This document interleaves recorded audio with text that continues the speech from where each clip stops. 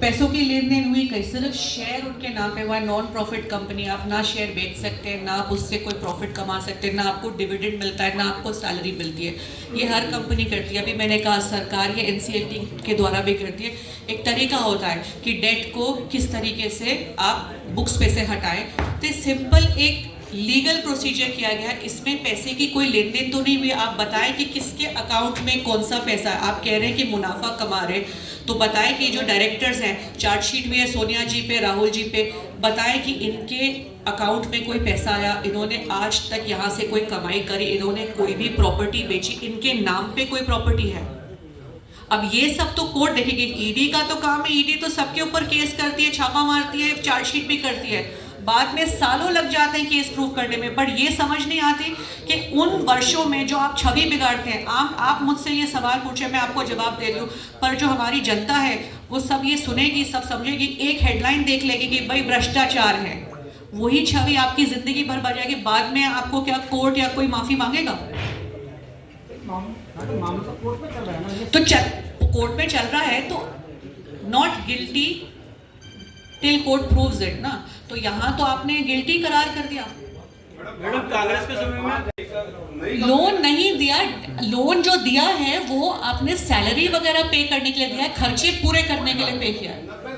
हाँ, 90 करोड़। हाँ, 90 करोड़ का लोन कंपनी को 50 लाख में खरीद लेना, ये भ्रष्टाचार नहीं है? नहीं तो 50 लाख जो उसके बाद ये जो आप कह रहे हैं 2000 की कंपनी को खरीद लिया, तो क्या इनके नाम हो गई कंपनी? जिनके नाम पे आपने चार्जशीट करी है सोनिया जी के ऊपर, राहुल जी के ऊपर, ये कंपनी क्या उनकी हो गई है? क्या ओनर बन गए इस कंपनी के? अगर सेक्शन 8 के तहत नॉन प्रॉफिट कंपनी और आप सिर्फ शेयर होल्डर उसमें है एज डायरेक्टर, जो कि सैलरी नहीं ड्रॉ कर सकते, डिविडेंड नहीं ड्रॉ कर सकते, प्रॉफिट नहीं ड्रॉ कर सकते, जो पैसा अभी पब्लिकेशन कमा रहा है वो सिर्फ न्यूज़पेपर के खर्चे में इस्तेमाल हो रहा है, तो आप ये बताइए कि कंपनी उनकी कैसे हो गई? कंपनी उनकी नहीं है। सिर्फ अरेस्ट क्यों नहीं किया? 10 साल हो गए, पहले क्यों केस डिसमिस कर दिया गया था और 2021 में फिर से क्यों फाइल किया? ये अब कोर्ट इसकी जांच करेगी कि इस चार्जशीट में कितनी सच्चाई है, कितनी गहराई है। तो कोर्ट को अब अपना काम करने दीजिए। कांग्रेस पार्टी है और जितने भी जो चार्जशीट में है, इन्होंने हमेशा साथ दिया है, उन्होंने कभी पीछे तो नहीं हटे हैं ना। बट हम यहाँ पे बताने की कोशिश करें कि किस तरीके से इतने वर्षों से जो भाजपा की सरकार है ये प्योर पॉलिटिकल वेंडेटा कर रही है हर विपक्ष के नेताओं के साथ। आपने पिछले साल देखा होगा कि लोकसभा चुनाव के वक्त आपने आईटी रेड करा के एक नेशनल पार्टी के अकाउंट्स को फ्रीज कर दिया। आपको क्या लगता है कि वहां पे कोई भ्रष्टाचार नहीं हो रहा है? आपको एक भी भाजपा का नाम सुनाई देता है कि उनके ऊपर? अभी कुछ टाइम पहले आपने देखा कि एक जज के घर से इतने लाखों करोड़ों रुपए मिले, ईडी पहुंची वहां पर। अजीत पवार जी ने जैसे ही छोड़ा सारे केस डिसमिस। तो ये जनता नहीं देख रही है क्या? ये आप लोग नहीं देख रहे हैं क्या? मैडम कांग्रेस के समय में कन्विक्शन रेट क्या था?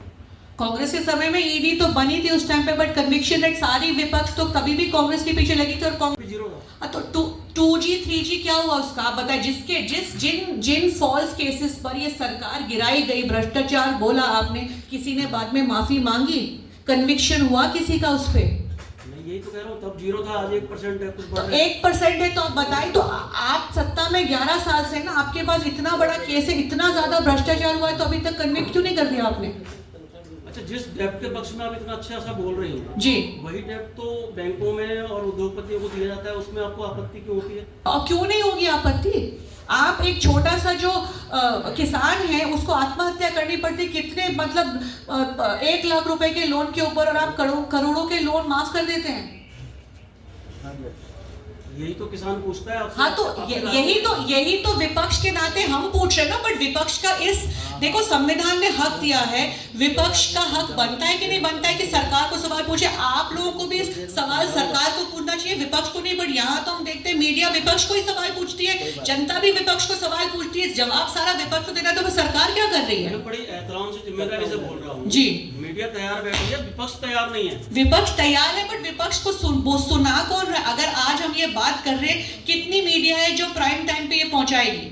की मीटिंग चल रही थी वहां पे पार्लियामेंट में, और वहां पे गिमिक्स का इतना बड़ा मुद्दा है वन नेशन वन इलेक्शन का, पर आपकी बीजेपी की सांसद है बैग लेकर घूम रहे नेशनल हेराल्ड लूट। तो आप लोग जो है ध्यान ही भटका रहे हैं ना, इस केस को कोर्ट में कार्रवाई करने दीजिए। हम लोग पूरी कोऑपरेशन कर रहे हैं, पर हम लोग का भी तो हक बनता है कि हम बताएं कि क्या गलत हो रहा है।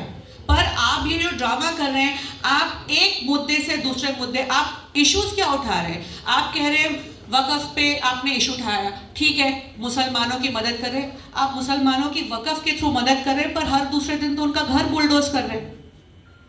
हिंदुओं का भी हो रहा है। अरे तो मैं पूरा बता रही हूँ, बट आप ये सिर्फ बांट, ये काम तो कांग्रेस के टाइम पे भी हो रहे थे। तो आप सवाल पूछ रहे थे ना, और जनता को एक मिनट कहाँ है रोड पे? क्यों नहीं आ रहा है विपक्ष? कल से पूरे देश में जो हम मीडिया के सामने बोल रहे हैं, उससे पहले विपक्ष कहाँ था? भारत जोड़ो यात्रा क्या थी? विपक्ष रोड पे ही तो थी। लोकसभा के बाद विधानसभा आई, उसके बाद कहाँ था विपक्ष? कर रहे, कौन सुन रहा है? हम इलेक्ट्रल बॉन्ड की बात करते नहीं सुनते, हम ईवीएम मशीन की बात करते कोई नहीं सुनता, हम इलेक्शन कमीशन में वोटर लिस्ट की बात करते कौन सुन रहा है? हमारी बातों को तो ऐसे डिसमिस कर दिया जाता है। कहाँ नहीं कर रहे हैं, कहाँ नहीं कर रहे हैं, आप बताइए। अभी वोटर लिस्ट की बात कल राहुल जी ने बाहर करी, तो उसके ऊपर प्रेस कॉन्फ्रेंस करके बोल दिया कि भाई आप छवि बिगाड़ रहे हो हिंदुस्तान की बात। जब मोदी जी जाके बाहर बोलते हैं कि हिंदुस्तान में पैदा होना है गुनाह है, तब छवि नहीं बिगड़ती क्या? आप कह रहे विपक्ष है, तो बंगाल पे क्यों नहीं बोला आपका विपक्ष? बोल रही है ना, क्यों नहीं बोल रही है? कहाँ और बंगाल में क्या हुआ, कितने लोग निकले जो वहां के लोकल भी नहीं थे। आप यही देखिए कि किस आप मस्जिद के मुद्दे पे आपके, अच्छा, हम यहाँ पे एक मिनट, हम अभी नेशनल हेराल्ड की बात करने आए हैं, बीजेपी का झूठ, कांग्रेस का सच। तो ये यहाँ पे हम इस इशू पे बात अभी यही कर रहे हैं।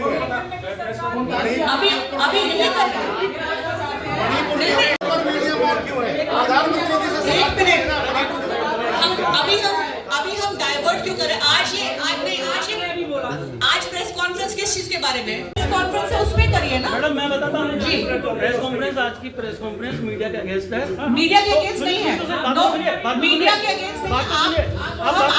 हम चाहते हैं कि आप हमारा साथ दें, सही के साथ दें। सवाल तो लीजिए प्लीज।